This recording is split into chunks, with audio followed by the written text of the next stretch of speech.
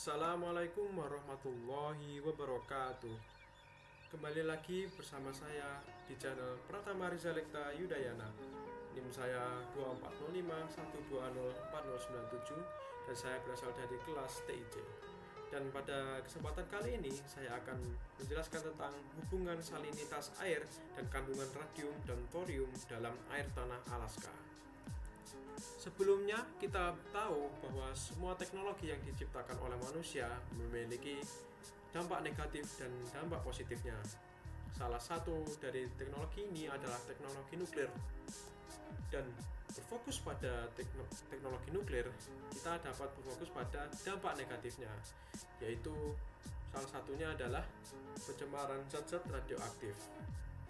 Sebelum terbentuknya ciptaan teknologi nuklir, dapat kita ketahui bahwa jumlah zat-zat radioaktif yang ada di permukaan tanah ataupun di air itu cukup insignifikan. Namun setelah penciptaan teknologi nuklir dan juga percobaan senjata atom dan senjata nuklir, maka dapat diketahui bahwa pencemaran zat-zat radioaktif itu semakin melonjak. Dan salah satu negara yang sering sekali memiliki percobaan senjata nuklir adalah Rusia. Dan saat Rusia mencoba senjata nuklir-nuklirnya dan mengalami insiden nuklir seperti Chernobyl, maka residu-residu dari ledakan tersebut akan terbang ke udara dan terbawa angin oleh angin Arctic Haze, yaitu angin long range transport. Dan angin ini akan membawa residu-residu zat radioaktif itu menuju ke belahan dunia lain di utara seperti ke Alaska ataupun Kanada Utara.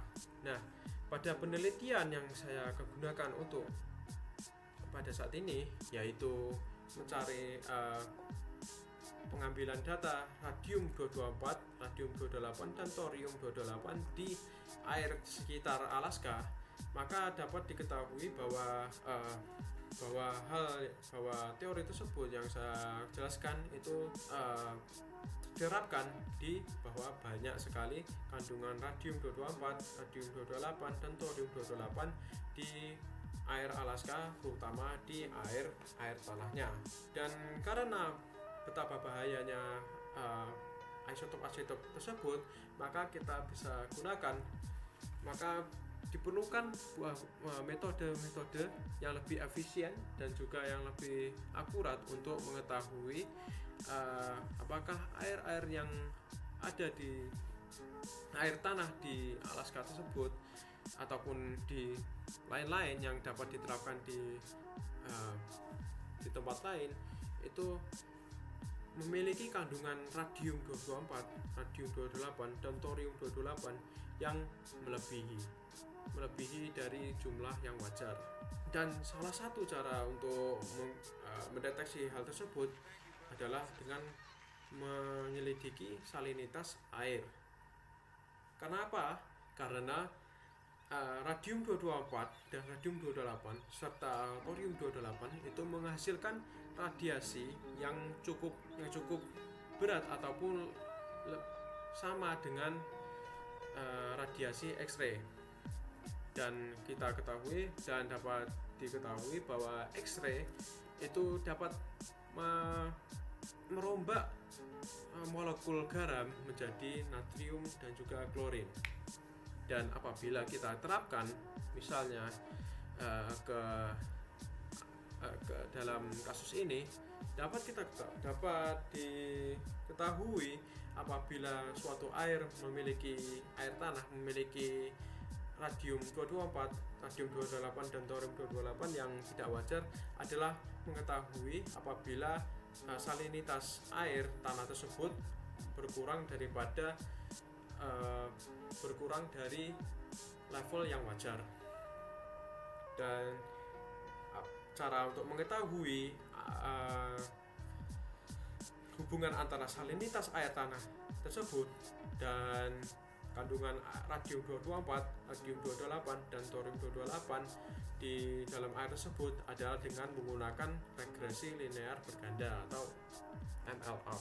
Sebelumnya dapat dilihat di sini adalah sebuah gambaran kecil bagaimana isotop-isotop seperti radium 224 dan lainnya dapat bertebar ke Alaska, yaitu ketika Rusia meledakkan bomnya dan airnya cukup keras dan residunya itu terbang cukup tinggi, maka residu-residu tersebut akan terbawa angin yang keras ke arah timur, dan radium partikel-partikel yang tersebar tersebut akan menyebar ke belahan dunia lain seperti di Alaska.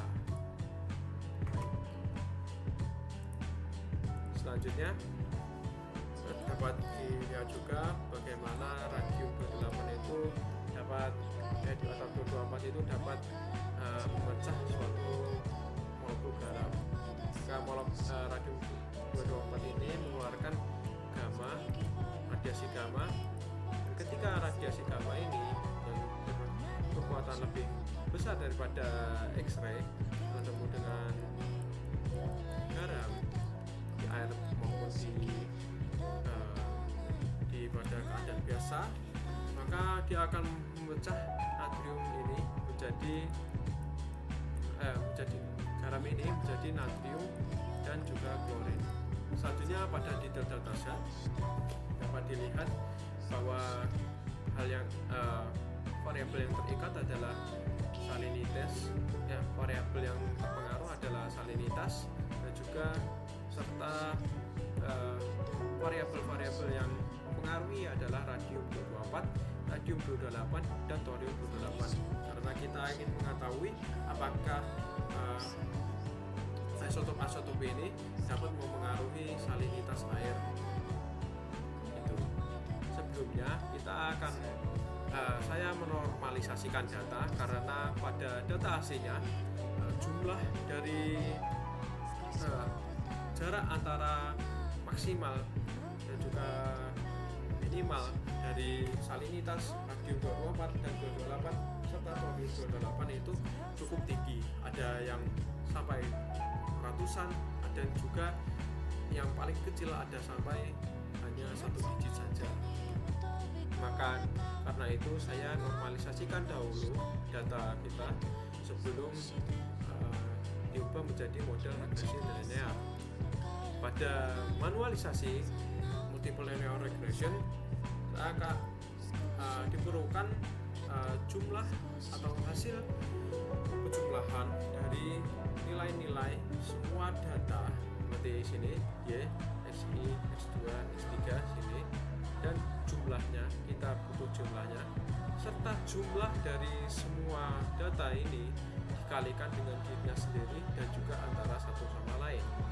Setelah itu kita bisa menyusun semua jumlah ini yang diperlukan untuk manualisasi menggunakan Gaussian eliminasi. Nah, data-data yang sudah dikumpulkan tadi, yaitu nilai-nilai yang sudah dikumpulkan tadi, yaitu jumlah dari kolom-kolom hasil kali dan lainnya, kita dapat masukkan ke dalam bentuk seperti ini, dimulai dari jumlah data hingga jumlah kolom, banyak data, jumlah kolom X1, X2 dan seterusnya hingga mentok. Lalu juga ada jumlah dari Y dan dikalikan Y, dan dari jumlah Y dikalikan X1, X2 dan seterusnya. Nah, setelah kita masukkan hasil-hasil dari nilai yang kita butuhkan seperti di slide sebelumnya, kita akan mendapatkan bentuk seperti ini. Nah, bentuk ini kita harus reduksi menjadi bentuk upper echelon form menggunakan eliminasi Gauss. Jadi langkah pertama Gaussian elimination adalah dengan menaruh pivot pada baris pertama dan mengurangi semua entry di bawah kolom pertama baris pertama. Dan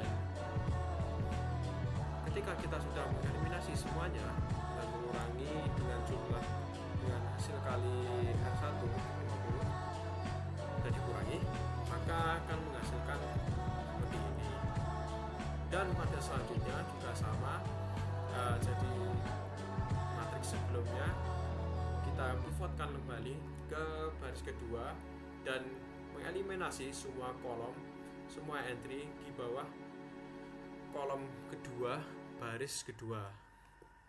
Jadi yang kita perlu eliminasi adalah 0,911 dan juga 1,053 ini. Setelah kita eliminasi, kita akan membentuk bentukkan matriks yang baru dan kita pindahkan pivot ke baris ketiga. Lalu lakukan yang sama, yaitu menghapus mengeliminasi entry di bawahnya dan menaruhnya menjadi upper echelon form seperti ini. Setelah mendapatkan upper echelon form seperti ini, maka kita bisa menggunakan substitusi mundur untuk mencari matriks identitas dari bentuk matriks model regresi linear. Dan dapat dilihat bahwa kita sudah mendapatkan bentuk dari model regresi linear melalui manualisasi. Selanjutnya pada uji performa, yaitu untuk menguji seberapa akurat model regresi yang kita dapat. Dan pada saat ini kita akan menggunakan aplikasi MATLAB dan mengujinya untuk MSE, RMSE dan juga MAE. Begini bentuk dari persamaan atau model regresi linear berganda yang kita dapatkan dari hasil metode manualisasi.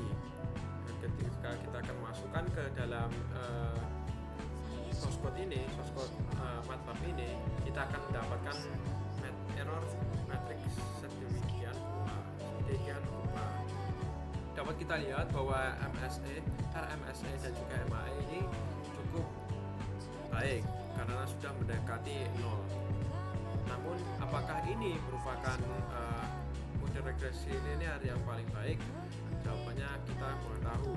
Nah, untuk mengetahui kita bisa menggunakan aplikasi MATLAB yang sama untuk mengkalkulasi model regresi linear yang paling baik dengan error yang paling sedikit. Ini merupakan source code yang tadi, namun ditambahi dengan kalkulasi model regresi linear yang baru. Sini menggunakan data yang sama, output error yang sama, masih MSE, RMSE dan juga MAE. Dan ketika kita jalankan, maka kita mendapatkan koefisien regresi dan model regresi linear yang baru, yaitu sedemikian rupa. Jadi dengan model regresi linear yang baru ini, kita mendapatkan error matrix seperti demikian, yaitu MSE-nya ada 0,0843, RMSE-nya ada 0,2903, MAE-nya adalah 0,2436. Ini merupakan improvement dari metode sebelumnya yang mendapatkan error yang lebih tinggi. Dan untuk mencari tahu apakah model regresi linear yang kita dapatkan secara manual itu merupakan metode yang model yang terbaik, kita harus menggunakan kalkulasi dari MATLAB untuk mengetahui apakah metode model tersebut adalah yang efektif. Jadi ini adalah data yang sama seperti yang tadi dan tambahkan dengan kalkulasi. Ketika kita jalankan, maka kita akan mendapatkan koefisien regresi seperti berikut, yaitu berikut. Dan ini adalah model regresi linear yang baru. ketika kita jalankan ini dan kita akan mendapatkan error matrix yang lebih kecil daripada sebelumnya. Jadi ini merupakan hasil metode model regresi linear yang lebih baik daripada hasil model regresi linear yang secara manual. Namun apakah kita bisa tahu apakah model ini dapat membuktikan bahwa hipotesis kita, yaitu salinitas air dipengaruhi oleh isotop yang kita tingkatkan? Jawabannya tidak, karena pada dilihat di persamaan ini bahwa efek-efek dari variabel-variabel itu terlalu kecil terhadap salinitas air. Karena itu dapat dikatakan bahwa radium 224, radium 228 dan juga thorium 228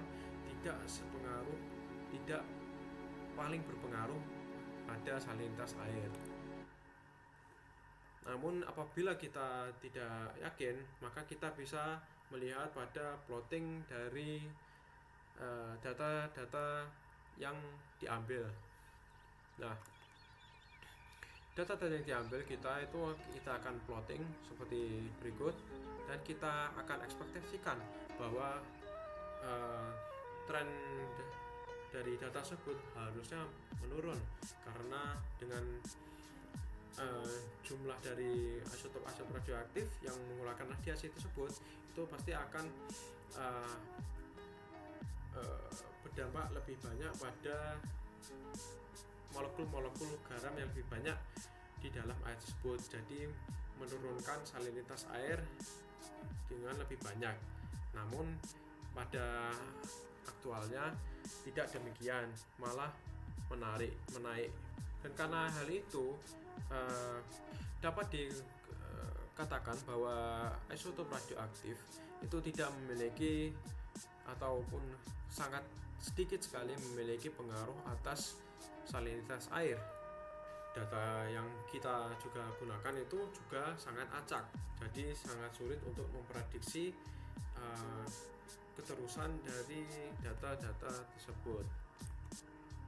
Jadi kesimpulan yang dapat kita ambil dari penelitian ini adalah salinitas tidak bisa menjadi atau sangat sulit menjadi indikator kandungan isotop radium 224, radium 228 dan juga thorium 228 di dalam air tanah. Selain itu, salinitas dipengaruhi oleh banyak hal lain, tidak hanya radiasi yang dapat memecah molekul garam di dalam air tanah. Lalu tak ada terakhirnya, data kandungan radium dan thorium di dalam air sangat berbeda-beda di setiap letak sumber air. Mungkin sumber air tersebut berada di area yang menjadi suatu limbah untuk industri yang bertekel di dalam zat-zat radioaktif, sehingga meningkatkan data dari pencemaran tidak hanya karena fallout dari bom-bom atom yang diledakkan di Rusia. Begitu saja kesimpulan dari saya. Wassalamualaikum warahmatullahi wabarakatuh.